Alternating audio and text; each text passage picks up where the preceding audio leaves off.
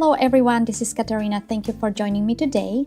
In this video, I have for you a card that I originally made for Valentine's Day. It's the card that you see on the screen right now. I bought multiple supplies for Valentine's Day in December, but I started a little bit too late with creating cards for Valentine's Day, but this is definitely my last one. And since Valentine's Day is long gone, for this video I will be just changing the sentiment, so the card is a little bit more versatile. I will be using the abstract hard die from MFT. I really love the abstract design. Last week I posted on my blog this card, for which I used the background stamp and the big love die from MFT. And last year I made these cards where I used the next level embossing folders, and I love all the cards. So let's get started. Here is a quick look on the supplies I will be using. I used the Kuretake Gansai Tambi watercolors, and for this card I decided to use blue colors just to change it a bit. I attached a watercolor cardstock on top of a cork board and secured it with washi tape. First I used a big flat brush and applied water over the cardstock. I'm using a cold press watercolor cardstock from Dollar and Rowney.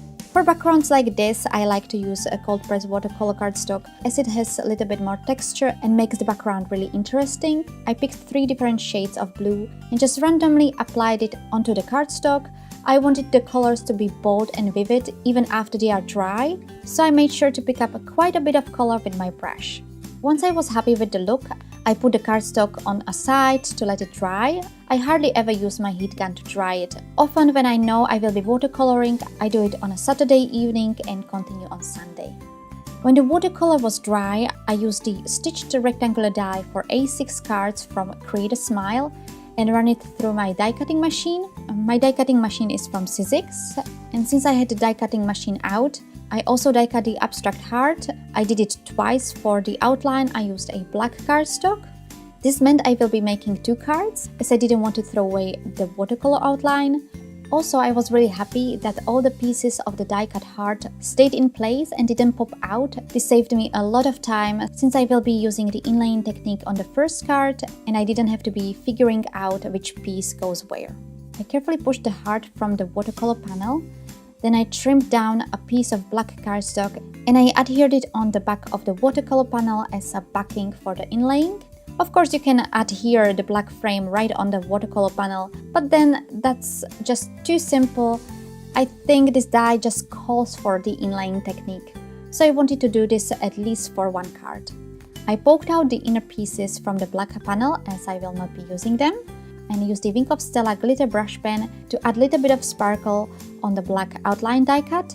To adhere all the die cut pieces, I used the Zig 2-way glue pen. This glue pen is absolutely great for adhering pieces like this, but I usually forget I have it. I'm really happy I didn't forget this time. I find glue pens much better to adhere intricate dies compared to liquid glues, as they are often messy, or double-sided tapes because they are usually not repositionable. And when I try die cutting it, I find it hard to get through the layer with the tape. So I carefully attached the die cut heart onto the panel, and then I started attaching the watercolored pieces. And because the pieces stayed in the die cut and didn't scatter all over, it was very easy to attach them onto the panel, as I didn't need to search in which part they belong, which I already said. While I think the inlaying technique is a lot of fun, I think it's quite boring to watch, so I will speed up the video and play a little bit of music and be back in a bit.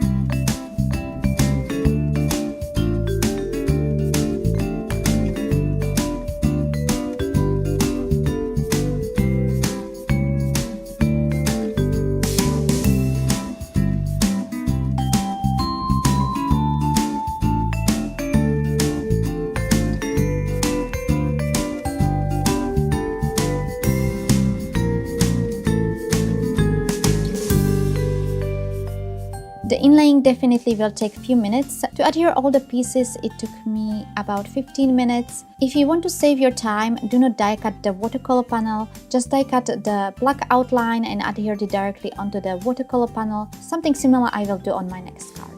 but I think it's quite fun. It's like putting together puzzle pieces, and I also like the look of it.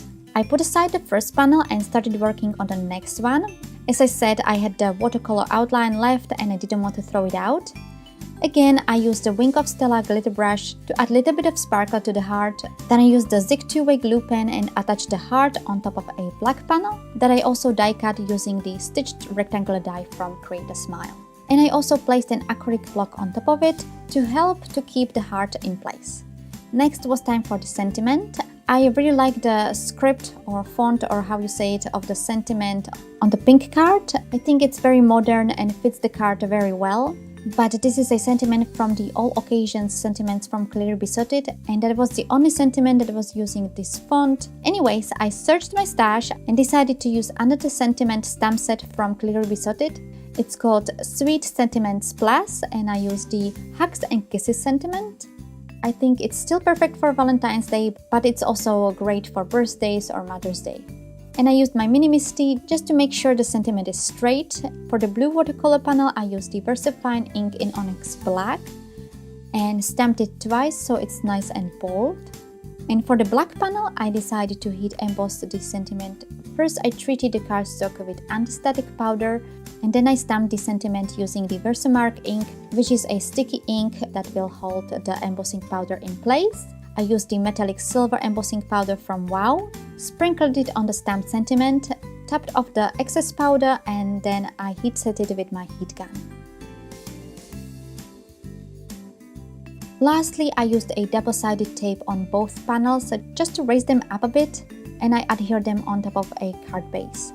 For the blue watercolored panel, I used a black card base, and for the black panel with the blue heart, I used a grey card base to match the silver sentiment. And here are the finished cards. Also, I brought in the ones I showed you at the beginning. With just simply changing up the sentiment, you can easily make a card for a completely different occasion.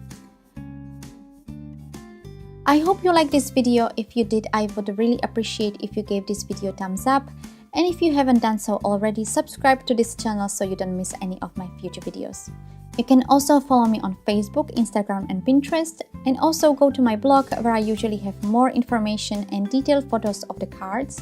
All the links as well as the list of supplies you can find in the description below this video. Thank you all so much for watching, and I will see you in my next video. Bye!